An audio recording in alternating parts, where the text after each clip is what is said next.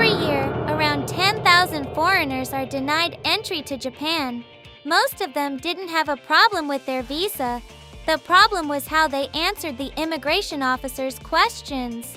Hey everyone, I'm Ruble. The questions asked at Japanese immigration are actually really simple. But if you walk up to the officer without knowing what to expect, even an honest answer can raise a red flag. In this video, I'll cover everything you need to know. The step-by-step process at major airports like Haneda, Narita, and Kansai International, what questions you'll actually be asked, and how to answer them so you can get through without any issues. 1. Before you reach immigration. Once you're off the plane, follow the arrival signs toward the immigration area. Just follow the crowd and you'll get there without any trouble. One thing to watch out for: don't confuse transit or transfer signs with arrivals. Those are for people catching a connecting flight. When you reach the immigration area, you'll see two types of lanes. If you're not a Japanese citizen, look for the lane marked Foreign Visitors and line up there. At major airports like Haneda, Narita, and Kansai International, the Foreign Visitors lane can get pretty long.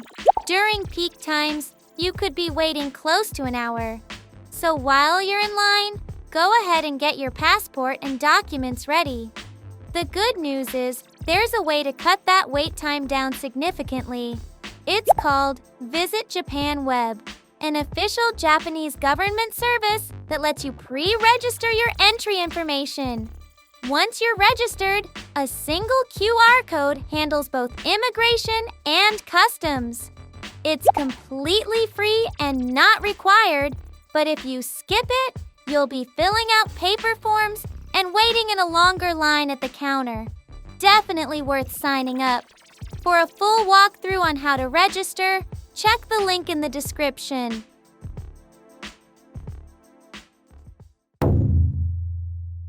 2. At the immigration counter. When it's your turn, step up to the counter and present your passport and your Visit Japan web QR code. Here's something unique to Japan that a lot of people don't expect. During immigration, you'll be asked to provide fingerprints from both index fingers and have your photo taken. If it's your first time, being told to place your fingers on a machine might catch you off guard. But don't worry. The officer will guide you through it. Just follow their instructions, place your fingers on the scanner, and look at the camera. This isn't about suspecting tourists. It's a standard procedure for all foreign nationals entering Japan.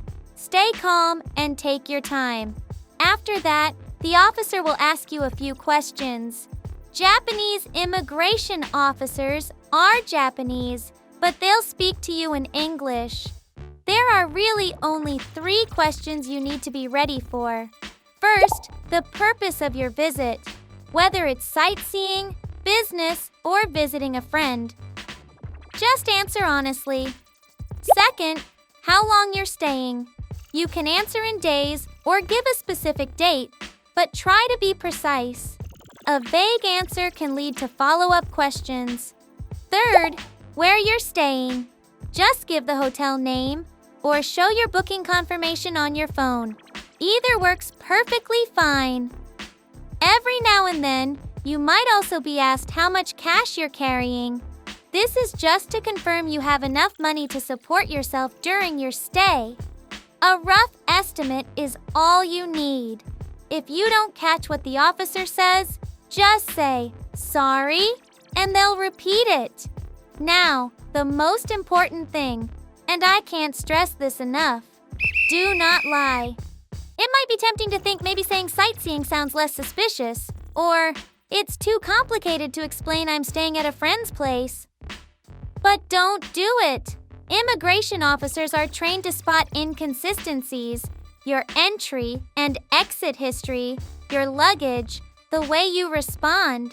If something doesn't add up, You could be taken to a separate room for additional questioning, or in the worst case, denied entry entirely.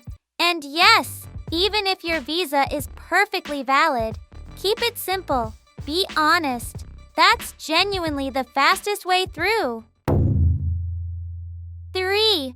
After immigration. Once the officer hands your passport back, you're through immigration. Next, head to baggage claim to pick up your checked luggage. Just follow the baggage claim signs and you won't get lost. One thing to watch out for, a lot of suitcases look alike, so always check the tag or any markings on your bag before picking it up.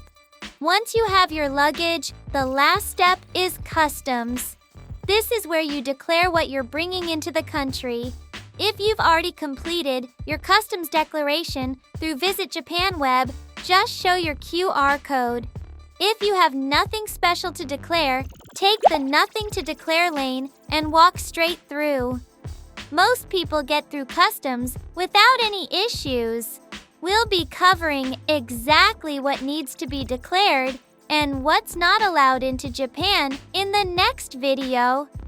There are actually quite a few rules that catch people off guard, so make sure you check that out before your trip.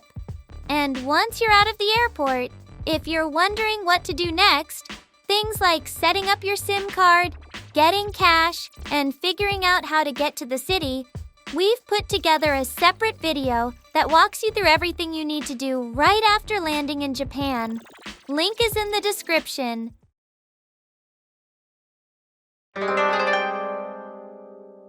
So, how was that?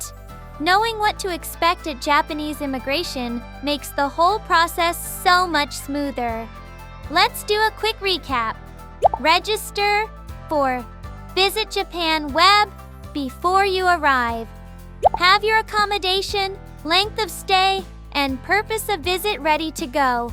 And most importantly, always be honest with the immigration officer.